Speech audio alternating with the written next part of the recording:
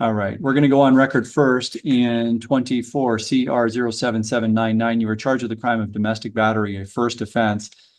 I'm looking at that criminal complaint now. It alleges that this occurred on June 19th of this year in the area of 3455 Sky Vista Parkway, number 15H. Do you understand that charge? I'm a little confused about it because the victim has. Don't talk about the case, please. I don't want to know about the No, facts. no. And you might dispute the charge. That's why we have But I'm trials. I'm confused on what. There's no evidence. There is no evidence. Like, is there a statement? Is there anything in writing that Sir, said? sir, this is not the time to challenge your case. So don't go down that road. You and your attorney had discussions.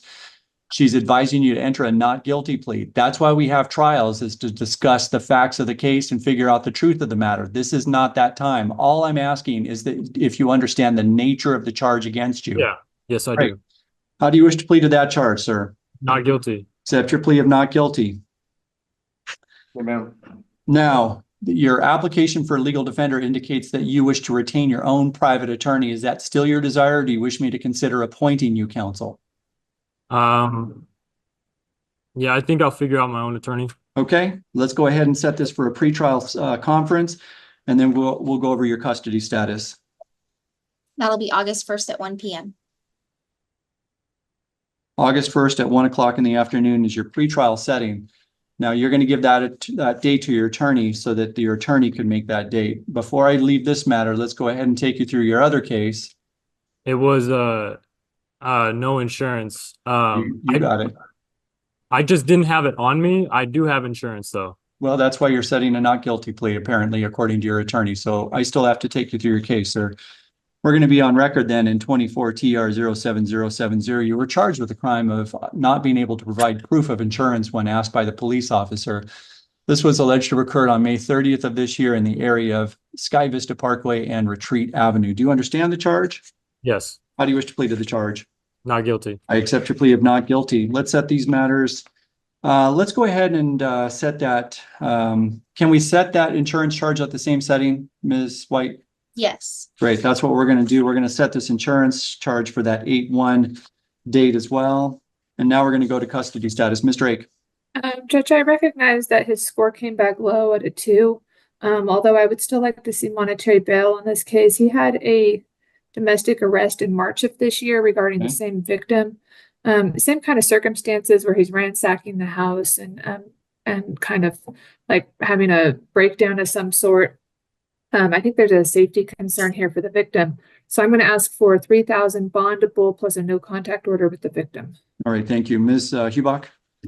Your Honor, given the low score and lack of criminal history, I'd ask for an OR release with conditions of no contact with the victim in this case, that he be on enhanced supervision, no drugs or alcohol without a prescription.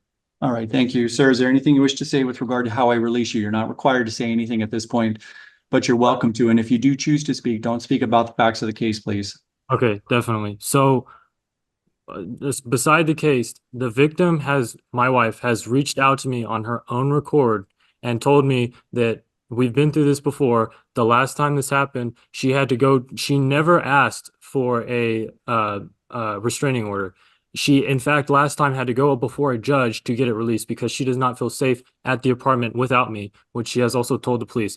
She was also, again, she contacted me on her own record, on her own will, while I was in custody, and told me that she was reached out, a victim advocate or whatever had reached out to her and asked her if she wanted one again, and she again said no. This is extremely burdening on our family because I have a child that I need to go attend to, and I have a wife that I need to go provide help to. And she, again, I wish you to look at the facts that somebody has already reached out to her and asked her if she wanted a restraining order, and she said no. All right. Thank you. Are you working? I have a commission job where it's in sales. So when I make a sale, I make money. However, I have not made a sale yet. I am looking for a part-time job to supplement this while I am kind of in between jobs right now. So I do have a job, but I have not received payment yet. Does she work? She's a stay-at-home mom, sir. And unfortunately, if this restraining order goes through again, she will have to find daycare and figure out a job because I will no longer be able to provide for her. So this is, again, a huge burden on our family at the moment. Okay, here's what we do, Mr. Sherman. I'm concerned with regard to the repeated acts. We have one in 2023. I'm looking at an arrest on 3/4/2024. That was dismissed without prejudice. Look, I can take arrests into consideration when I'm assigning bail.